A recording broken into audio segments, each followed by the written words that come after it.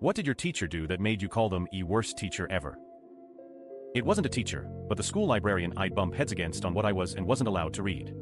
She had learned I was dyslexic from my speech therapist that went to warn her that as part of my therapy I would be taking out a larger amount of reading material than usually permitted for grade 5/6 student.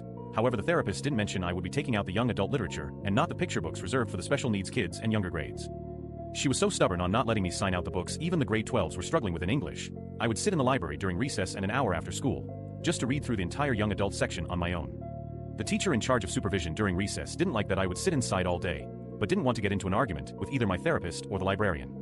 The only books I ever got a poor score on when the school introduced mandatory reading quizzes to gauge what reading level you could check out was Black Beauty and Anne of Green Gables.